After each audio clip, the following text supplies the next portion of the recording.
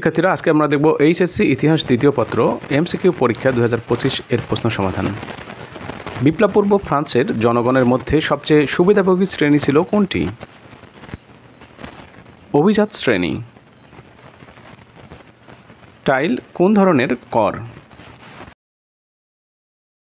Tile ছিল সে সময় সমাজের সম্পত্তি কর।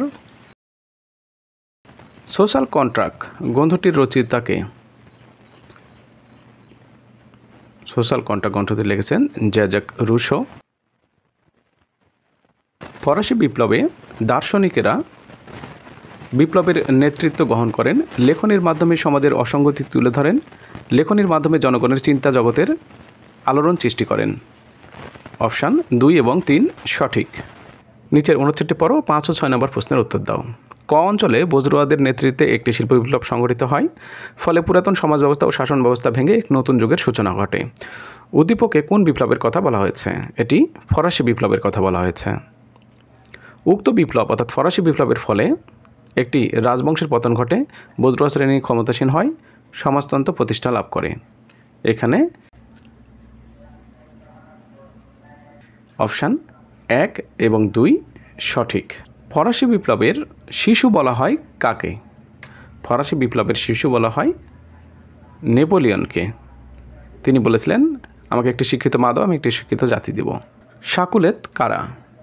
শাকুলেত মানে হলো যেই সমস্ত মানুষের ঘর বাড়ি নেই থাকার, তারা হলো ভবঘুরে। বিসমার্ক কে ছিলেন? অটো ভন বিসমার্ক, ইনি ছিলেন জার্মানির চ্যান্সেলর। প্রথম বিশ্বযুদ্ধের পূর্বে ইউরোপের পুঁজিবাদী দেশগুলোর মধ্যে বেশি প্রতিযোগিতা দেখা দেয় অস্ত্র তৈরিতে, নতুন উপনিবেশ স্থাপনে এবং পুঁজি প্রসারণে। কোনটি সঠিক? 1, 2, 3 অর্থাৎ সবগুলোই দেখা দেয়। কোন চুক্তি স্বাক্ষরের মাধ্যমে প্রথম বিশ্বযুদ্ধের সমাপ্তি হয়? ভার্সাই সন্ধি বা ভার্সাই চুক্তির মাধ্যমে প্রথম বিশ্বযুদ্ধের সমাপ্তি হয়। উদ্দীপকটি পড়ো এবং 12 ও 13 নম্বর প্রশ্নের উত্তর দাও। এখানে বলা হয়েছিল একটি অঞ্চলের কতিপয় দেশের সাথে যুদ্ধ চলেছিল এবং কয়েক হাজার মাইল দূরে একটি দেশ ছিল, তারা প্রথমে নিরপেক্ষ থাকে এবং পরে যুদ্ধে অংশগ্রহণ করে। উদ্দীপকে কোন দেশটির কথা বলা হয়েছে? এটি যুক্তরাষ্ট্র। উক্ত দেশটি যুদ্ধে অংশগ্রহণ নেওয়ার প্রভাবটা কী ছিল? অর্থাৎ মার্কিন যুক্তরাষ্ট্র এই যুদ্ধে অংশগ্রহণের ফলে যুদ্ধের গতি পরিবর্তিত হয়। রাশিয়াকে সমাজতান্ত্রিক রাষ্ট্রে পরিণত করেন কে? রাশিয়াকে সমাজতান্ত্রিক রাষ্ট্রে পরিণত করেন Vladimir Ilyich Lenin. April thesis এর প্রণেতা কে? এপ্রিল থিসিস এর প্রণেতা হলেন লেনিন।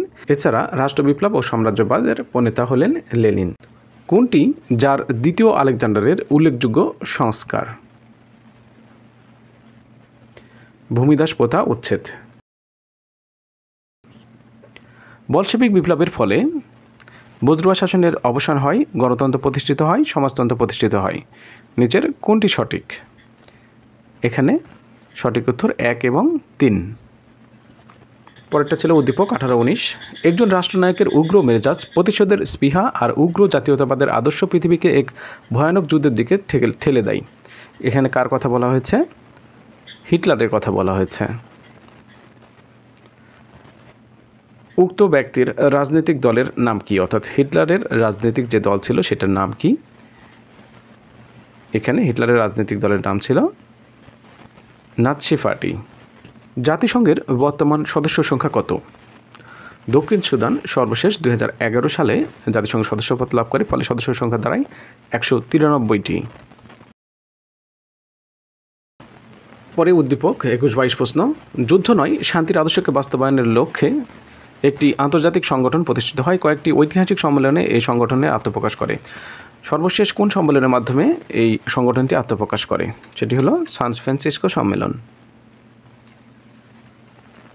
উক্ত সম্মেলনে কয়টি দেশের প্রতিনিধি অংশ নেয়? অর্থাৎ সান ফ্রান্সিসকো সম্মেলনে কয়টি দেশের প্রতিনিধি অংশগ্রহণ করেছিলেন? এখানে মোট 50টি দেশের প্রতিনিধিগণ অংশগ্রহণ করেছিলেন।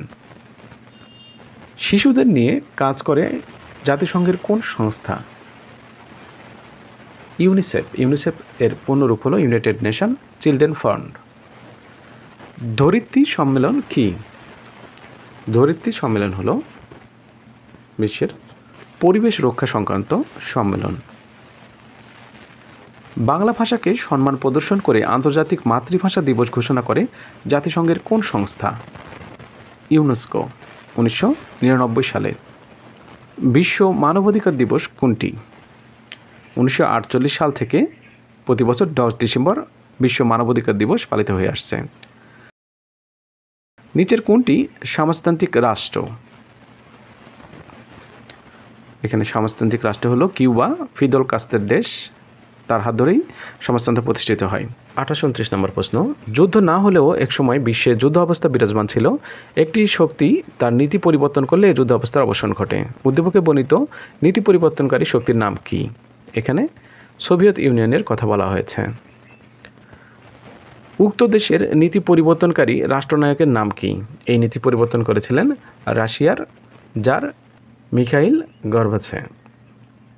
ইউরোপের সমাজতান্ত্রিক রাষ্ট্রগুলো পতনের ফলে বিশ্ব ব্যবস্থায় আমূল পরিবর্তন ঘটে, স্নায়ুযুদ্ধের অবসান ঘটে, একক বিশ্ব শক্তি হিসাবে যুক্তরাষ্ট্রের উত্থান ঘটে। নিচের কোনটি সঠিক? 1, 2, 3 অর্থাৎ সবগুলোই সঠিক। তো ধন্যবাদ ভিডিওটি শেষ পর্যন্ত দেখার জন্য। ভিডিওটি ভালো লাগলে একটি লাইক দেবেন, আপনাদের মতামত থাকলে কমেন্টে জানাবেন, আর এই ধরনের ভিডিও আরও পেতে চাইলে আমাদের চ্যানেলটি সাবস্ক্রাইব করে রাখবেন। আল্লাহ হাফেজ।